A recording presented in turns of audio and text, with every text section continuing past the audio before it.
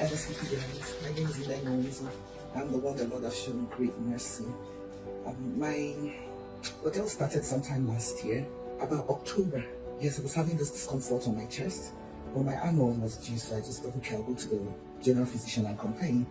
So I couldn't overlook the chest pain because it was persistent. So I told the doctor, and he referred me to a cardiologist. So we started, we went through a series of tests, ultrasounds, CT scan, trying to find out what the cause was. So the test kept graduating from one to the other, and after one of the tests, or in between, I had to travel for an event at the Maldives, which was like 20-something hours away from America. And on my way, the doctor called me and said that one of my results wasn't looking good, and that he was going to refer me to a cardiothoracic surgeon because it was now beyond him. So I thought, wow. But he said I shouldn't panic, that whatever the issue, I've been with it was congenital. So I've lived with it for 49 years as at then. It was a few months to my 50th birthday. And I thought, okay, I relaxed, but my mind was there through the trip. I was quite uncomfortable and unhappy. When I came back, I continued with an appointment, saw the cardiothoracic surgeon, and he told me that I needed to have a surgery, that I had a coronary artery anomaly. But I was born with it, like the other doctor said. But it needed to be corrected because it was playing up, coming up with pains. Told me he was surprised I was still standing, that I would drop dead at any moment or have a heart attack. We decided to have other opinions, to seek other opinions from other specialist doctors. I had a cousin who is a doctor in the US as well. So she thought she wanted to show the results to her colleagues. So we did that, and they all came back with the same opinion. I didn't have any other choice than to succumb. The surgery went on well. I had 4 of my friends outside, and I begged them to just pray, oh Lord, show me mercy through the surgery until I come out. But after a week, I had a DVT. We just realized I was having pains on my legs kept swelling up, and we had to go back to emergency. When I got to the emergency, they screamed that it was a DVT, and everybody was running helter-skelter, and they called the surgeon, and they admitted me back in hospital again. I started bleeding from my nose, from my mouth, and everywhere, and I was losing energy by the minute. And we kept praying, believing God that everything would be fine, kept tapping into the testimonies, and sometime in February, Pastor Jerry mentioned DVT be reversed. A deep vein thrombosis. If you are the one, put it on the live stream. I announce, let it be reversed. And I tapped into that prayer. I held it and prayed with it every day. I prayed with it. By end of February, we went to check the blood cloth, and after the Doppler test, there was no cloth anymore. But by then, I had come up with some other pain at the back of my neck. So we went back to see the neurosurgeons. They transferred me to the neurosurgeon. They said I had a cervical radiculopathy in my neck. So they started treating me on that, giving me painkillers and cool. But the devil thought that wasn't enough and came with some, in fact, indescribable pain from the pit of hell. At this point, I couldn't even stay still in one place anymore. So the neurosurgeon said that what I had wasn't enough to give me that kind of pain. But by then, they had placed me on all kinds of painkillers. I was taking all sorts of opioids and narcotics, and the dosage kept being increased. At some point, I couldn't even see clearly anymore. I used to be very drowsy because of the amount of painkillers I was taking. They transferred me to the pain management group. I started managing the pain. They recommended a procedure to put in a longer lasting pain management through my spine. But I rejected that and said the risk was too much to manage a symptom. If we were sure it was curative, I would have done that, but I refused to take that, and I kept praying and believing God. But at this time now, they placed me on steroids because that was the only thing that could manage the pain.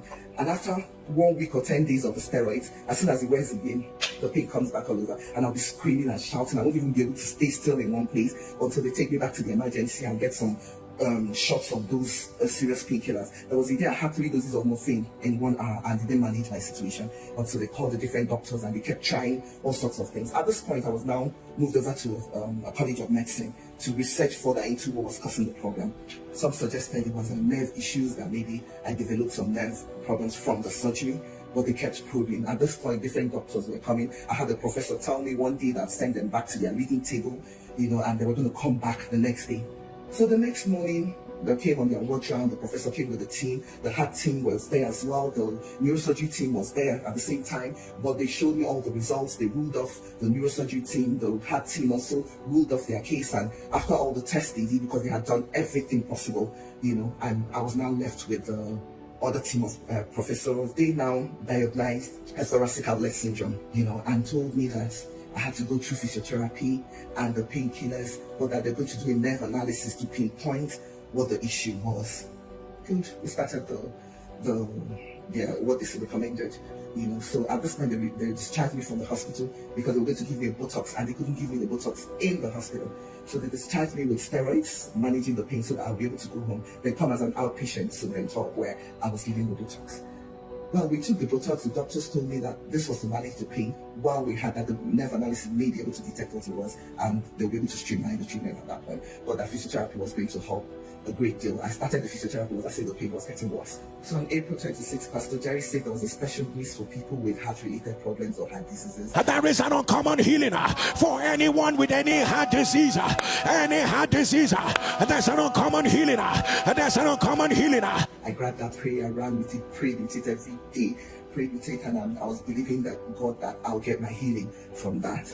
On this morning, this was June 12th, when I went to the prayer, I had thoracic outlet syndrome be reversed. Thoracic outlet syndrome. Thoracic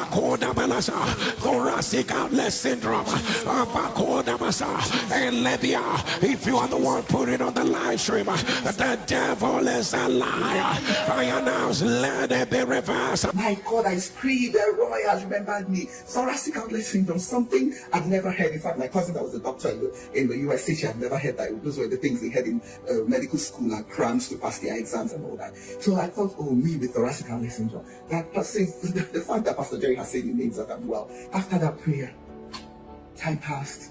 I didn't see the pain again. I was still waiting for my nerve analysis at this point, because my appointment was for July 30th. And on that day, I went for my nerve analysis. Everything came out clear. And today, I am free from thoracic outlet syndrome. I haven't had any issues with the heart today. I've been healed. By God. I thank God so much for this. In fact, it's a wonder, because nobody could believe what happened. The pains were indescribable, but I just held on to God and His promises, and I believe that His mercies are new every morning, and I was going to partake from those promises. Thank you, Jesus. I'm just back here to thank God, because I promised Him I'll share my testimony and tell the world how He healed me, and that's what I'm doing today. I just want to thank God for His mercies. And Pastor Jerry, I can't thank you enough. You are a wonder to this generation. You are the eighth wonder of the world. I pray that you continue to be a wonder. The oil on your head will never run dry or get contaminated.